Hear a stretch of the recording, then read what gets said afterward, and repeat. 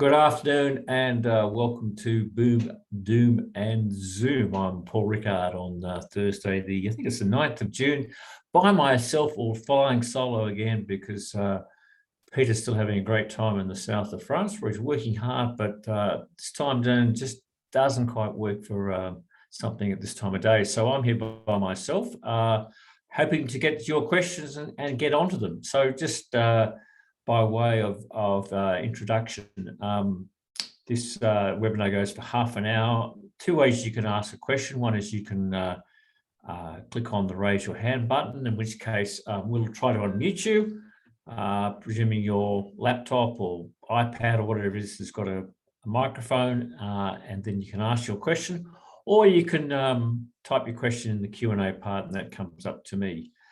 Just also the important reminder, important disclaimer is that I don't know anything about your particular investment objectives, financial situation, or particular needs. So what I think might be great information, financial information, may not be appropriate for you. And certainly just because we say something to another participant doesn't mean that that's appropriate for you. So as we always say, before acting on anything we say, you should get the appropriate professional advice.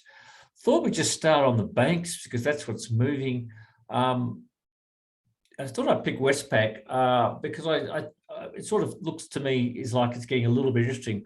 What's amazing in our market is just how momentum takes over, and what is something that's been, I would say, has been bleedingly obvious, suddenly becomes the fact that the market all gathers and seizes on at once. So as I've said repeatedly, time and time again, despite all the protestations from other people, interest rates going up, short-term, good for banks, for revenue, long-term, bad, because eventually if interest rates go up too far, we get more bad debts, and that's what happens. That's the cycle, right?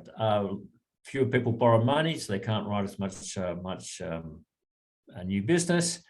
And if it gets really bad and the Reserve Bank gets it totally wrong, then we get into recession, and then it gets really serious and bad debts become a big issue. But that's all hypothetical because we don't know the Reserve Bank is going to get it wrong. We don't know that that's going to lead to bad debts. It could. And we also start from a position where all the banks are still writing back provisions that they created during COVID. So there's a long way to go before this happens. But all of a sudden yesterday, something happened, a broker wrote a report, some institutions piled onto it. They piled in again today because they all like to follow the leader, and hey presto, the banks have dropped about 10 to 12% in the space of 2 days. Westpac getting back down to $21. I think it's a little bit higher than now. It's about $21.20. Gets down to $20. I think it could be interesting. So I think there's going to be some buying opportunities in the banks. This is a scenario that's got 2 or 3 years to play out. So no one has any information out there to say that bad debts are going to be a problem. They could be, but we don't know. So nothing's changed as far as I could see. It's just that, as I've said to you on a few times and written about, I could never understand why everyone got so excited when looking at Australian banks when interest rates started to go up. They just looked at the margins. They forgot about the long-term problem. We're not the United States. Our banks are different. They don't operate off of the bond rate. And unfortunately, that ignorance is out there in spades. Okay, so let's start with a question here from CH. I think I just covered that, CH. You said the banks are being smashed, especially Westpac. Are they at buy levels? My guess that this has probably got a couple more days to play out before the market settles down, but I'd be targeting some areas, I think, in the low 20s for Westpac. Let's have a look at CBO if we can. Look, that's not too far off the mark, but when you get a sort of a change in sentiment, change in psyche, our dozy institutions suddenly jump on board. These things usually take more than just a day or two to turn around. So I'd be a little wary jumping in just yet. Just let it play through the cards a little bit. Okay, so that's what we're finally seeing. And I guess because energy and resources have been doing so well, that's where the money's been going into. But hey, presto, a little bit of a pullback suddenly in BHP as people realise, well, maybe some of these other sectors are getting a bit expensive. So I think we've done banks. So I'm not going to come back to banks again unless there's a lot of questions on it. Okay, so from Anonymous, his thoughts on Goodman Group, GMG. Let's have a look at Goodman Group. I haven't seen just what's happened to that. Look, I like Goodman Group. I mean, all the property groups stocks are impacted by higher interest rates, right? Because they're all leveraged. And although Goodman, I think, is probably the pick of them, you're going to get the sentiment of, as interest rates go up, this is going to be a sector in the market that people aren't going to want to own. So I like Goodman, but I'm a little bit wary of putting too much into it just at the moment, because the odds are going to be a bit tough against it. But it's not too far off the mark. Just go to what the brokers have got to say on Goodman Group. They've got an upside of 33.9%. They've got a target prices of $25.37. So maybe this is a sort of reasonable, sort of buying, but just be wary if interest rates keep going up. The whole real estate sector will continue to be under a bit of pressure. Okay, so that's Goodman Group. So a question here from, just to get rid of that one. From Charlie. Hi, Paul. Should I buy Woodside and Horizon? AZJ. Let's deal with Woodside WDS. I wrote about Woodside and Santos on Monday. I said both were probably still in the buy zone. I preferred Santos to Woodside, but since then the oil price keeps on going up. I reckon they're probably just a little bit overdone at the moment.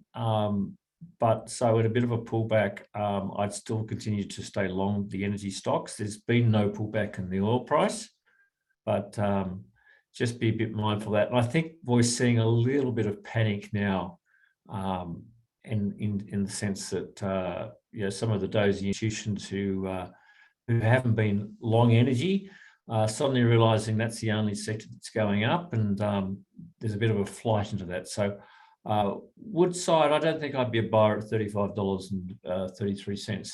Horizon, I think, is a very different company. Let's have a look at Horizon. AZJ. I didn't realize that it got up to 416. Look, I'm a bit surprised to see Horizon sort of put that on. I guess it's probably just the flight to what else do you buy. I mean, I don't know whether they've come out with any new forecasts about haulage volumes, whether they expect to be see those pick up significantly, whether the miners can actually produce more coal to haul. Certainly it's had a change in sentiment around that company because of what's been happening in commodity prices. But it is essentially still a transport company. And I'm just seeing if I can just tell you what the market thinks on AZJ.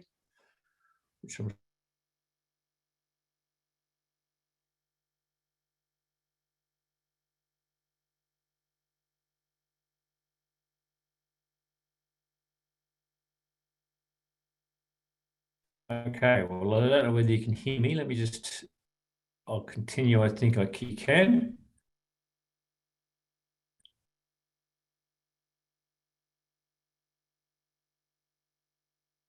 And I don't know where the questions have gone, but anyhow.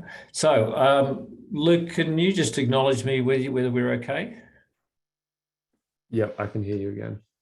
Okay, so we're not seeing any screen. That's all. Is that because of? All right. Okay, there we go. All right. So sorry about that.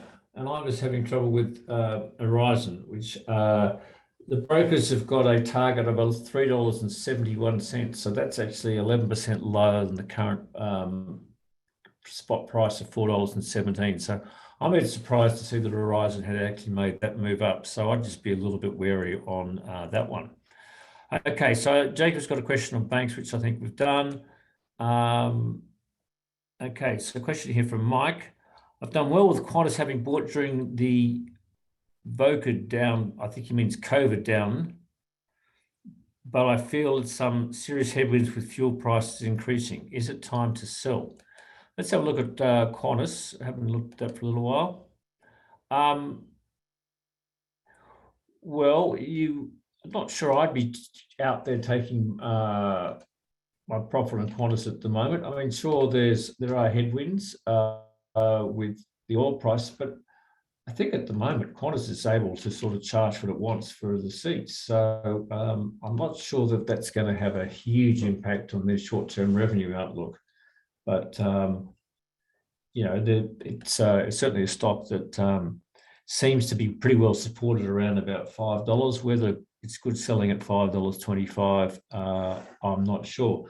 In terms of the analysts, they don't seem too worried about the oil price. They've got a target of $6.23. So, and I think they're all fairly bullish on Qantas.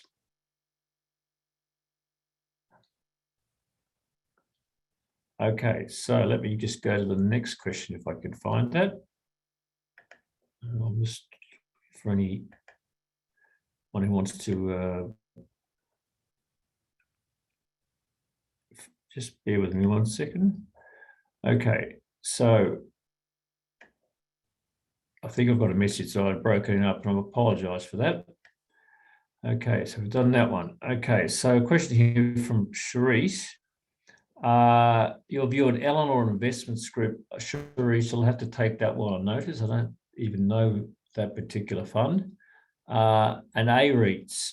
Well, in a rising interest rate environment, A-REITs are not the place to be. I think there's still significant risk on A-REITs, not just from interest rates, but in terms of valuations on commercial property, particularly with what now looks like to be a fairly permanent shift away from everyone being in CBD offices to at least working more part-time. I still don't think that's fully priced into the market. So I'd be very careful with A-REITs. I'd stick to ones that have got long WALEs, good types of specialty areas, as opposed to commercial property A-REITs. If interest rates go higher, they'll come under pressure. They're not the place to be in a rising interest rate environment. Okay, question here from Max. Can you give me your thoughts on Zip for the longer term? Is this company a potential takeover target or a company that can fold in this environment? Well, Max, I've been very wrong about Zip. I don't know what you got in, but I thought at about $1.90 Zip was a screaming buy. It's now 63 cents, and it's one of those stocks that I probably haven't got around to thinking about whether to get out of or not and take my losses. I think Zip is a takeover target. I don't think it's challenged financially, in the sense that I don't think it's a company that's going to fail. Certainly higher interest rates aren't good for the buy now, pay later market, because remember what it's doing is providing a free loan to the consumer. And of course, it's got to borrow that money. So if interest rates go up, it's paying more to borrow the money. So that's how higher interest rates do impact the profitability of buy now, pay later. But it's not really, at this point in time, a huge impact on cost. Why the market has punished that Zip the way it has, I'm struggling with. So I'm also just trying to find what the brokers think. Just bear with me. And I can't find Zip, which I thought was ZIP. So anyhow, it is ZIP, and I don't know why that's not coming up. So we'll move on from Zip. Okay, so this is from Stephen. He says, you are not wrong about bonds being clobbered. I have a portfolio containing BOQPE, IAGPD, Metrics, which is MXT, LFSPA, and SunPD. Plan advising interest rates will rise as rate increases. However, all were purchased above par. I warn plenary risk. Capital prices now clobbered, albeit still less than 5% thus far. I have a large dollar value. Should I now sell or hold in there? Well, 4 of them are actually capital notes. I don't think they've been clobbered too much. and are going to reset an interest rate. So you get higher returns out of those. Let's have a look at MXT, which is the Metrics Credit Partner. Yeah, it's gone down a little bit. And I guess it's held up really well at $2, but now there's just a little bit of selling in that. There's probably just a little bit of pressure there. So, I wouldn't sell those securities because most of those are going to reset on a 90-day basis. So the exposure is pretty minimal. So it's not something that part of the market I'd be selling. Okay, let's move on. I've got a high pull. Thanks for that. But no question. So question for Matt. Hi, Paul. Endeavour Group has a huge debt but good earnings. Does interest rate increases affect cost of operation, therefore cancel earnings? How to determine if dividends are paid by debt or profit? I don't think Endeavour Group had too high a debt, but I think you're going to have to look at the financials to answer that. Let me just go to what the Endeavour Group. I would describe it as a reasonably defensive stock, and I'm not sure why it was responsible for a big fall the other week. Let me just go to what the brokers have to say on Endeavour Group. I didn't think the gearing was too bad on it. They've got a target of $7.46 compared to a last price of $7.15. So, but look, certainly, because every company has got debt, often the debt is hedged, but they're going to have to refinance the debt. So higher interest rates at some stage will mean higher interest expense, which will impact earnings. So that's one of the reasons why when interest rates go up, equity markets can tend to struggle a little bit because obviously companies are spending more on interest expense. Okay, question here from Adam. Hi guys, I'm thinking of investing in index fund for the next 5 years or so. Which index do you see doing the best over that sort of period? Well, Adam, I wouldn't invest if you just in one asset class. I would invest across the asset classes, but that's I'm not sure why you're thinking of investing in the index fund per se. I think you invest in an asset area. And then work out how you're going to do it. So I would start on the premise of where you want to invest first. If it's the Australian share market, then you look at IOZ or VAS. I think if you're asking a question, will Australian shares do better than the US market over the next 5 years? I'm probably going to say yes, I think it is. So I'd probably invest more in the Australian market than the offshore market, simply because you look at the last decade, the US market did better than the Australian market, and that would probably be my basis for that change. Will shares do better than bonds?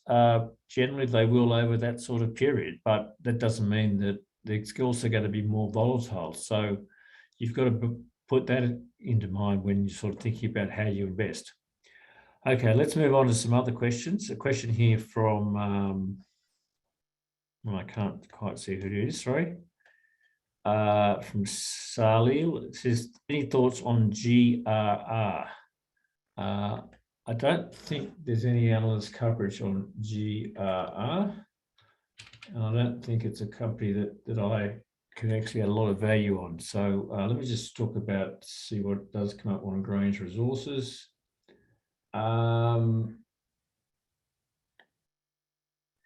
Yeah, there's no major brokers who cover Grange Resources. So I'm going to sort of maybe take that on notice and have to come back on that one. I can't quite see why it's suddenly taken off from $1.25 to $1.75, but I guess there's a few minerals out there that are booming and getting attraction. Okay, so a question from Anonymous. What do you think of REA and Xero at current levels? I think Xero is okay. I mean, it's let's have a look at Xero first. Yeah, we're back around $80 again on Xero. This is where it got to before and bottomed. the tech sector is still going to do it pretty tough. And so it's going to be hard for any of the fundies to really commit a lot of capital into the tech sector.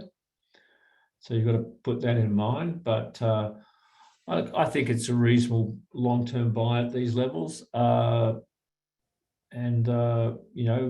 Brokers have an upside of 36.9%, a target of $110.50.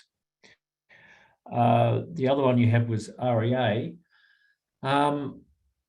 REA is still, I think, a pretty expensive stock, and obviously got headwinds because of higher interest rates impacting the property market, and an expectation that that's going to make it harder for new listings.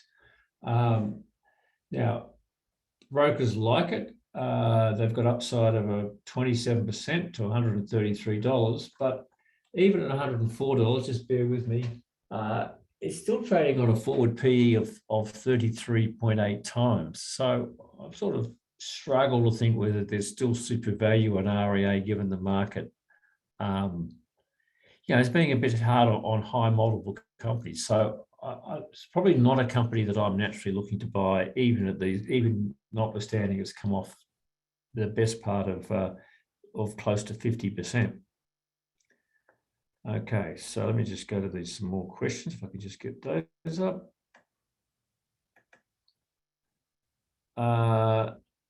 Question here from, again, CH, it doesn't come through. Your thoughts on CLW, which I think is Cleanaway. I think there's been a broker downgrade on Cleanaway this morning. Let me just have a look at Charter Hall Longwell REIT.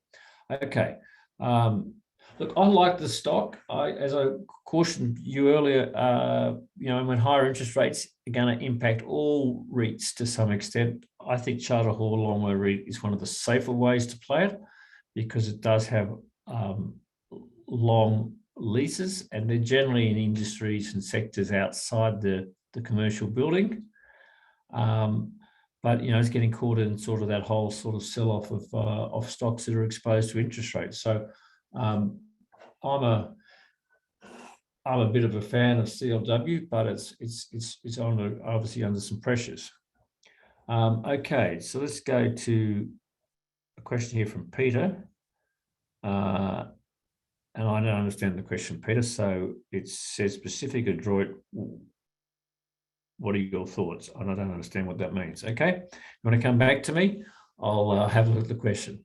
Okay, question from Brad. It says, hi, Paul, Stockland is down a bit, like many. Do you have an opinion to its value at the moment? Also, my super's exposure to international equities. What are your thoughts the next 6 months or so? Let's deal with Stockland, which of course is in the real estate sector, which is why that's down. Let's have a look how far stock. It's particularly exposed to the residential property market because it's a big builder. Look, I guess again, you're just fighting a couple of headwinds here. When the market's all jittery about interest rates, these are not the companies that the market's quickly going to turn back to. Brokers like it, got a target of $4.74 compared to a last price of about $3.71. So look, maybe that's looking more into sort of buy territory, but it's probably not the stock I would look at naturally to take a position in real estate. I think Goodman Group offers better long-term potential. Okay, so we've done that. Question from Max. Marcus Bogdan has added, and he's from, he's one of the he's the portfolio manager for the Switzer Dividend Growth Fund, but he runs his own investment management group. But he's added integral diagnostic to the funds recently for income and a stable price. However, the price has dropped recently from around $3.80 to $3.20. Is there a reason for this? Look, I'm going to have to take that again, that one on notice. I don't know whether there is a reason for that as to why that's dropped. Let me just go to some of the brokers.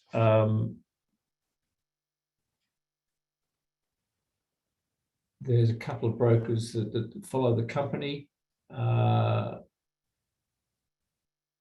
And if it just comes up, there's a target of $4.43 on the company. I noticed that Macquarie did do a downgrade from neutral to outperform back on the 24th of May, but still left its target price at $4.15. And whether that's been responsible, I'm not sure. But yeah, a lot of companies that are pretty badly beaten up there, and they're a long way now below target prices.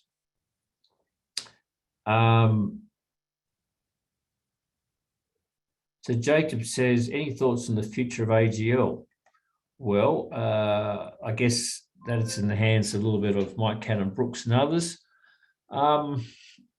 Look, you've got to, one thing that is true is that the wholesale energy prices being high is good for AGL's current business, right? So they're a big winner out of the current pressure on the energy prices.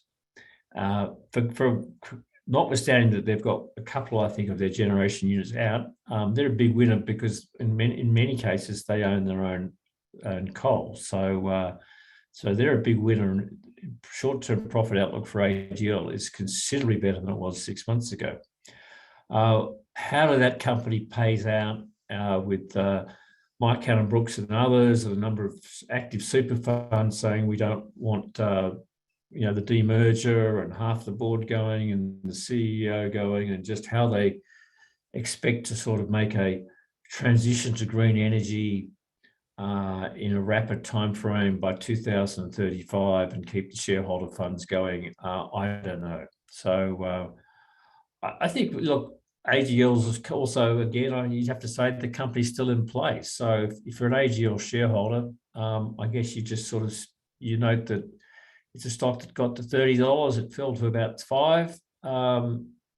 Current short-term market environment is positive for AGL because it's a winner from higher energy prices. So therefore, the immediate profit outlook is encouraging.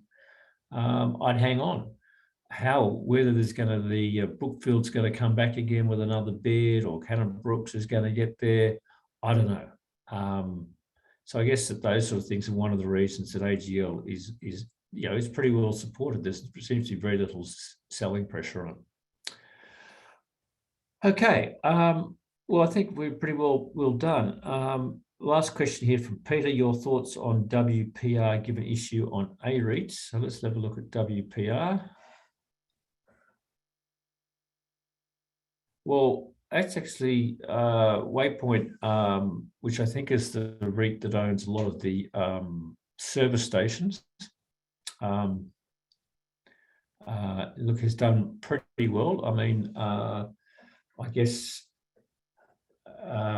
it depends a little bit on the demand for foot traffic or convenience traffic through those sites. I'll just tell you what the brokers have at WPR, if I can just find that.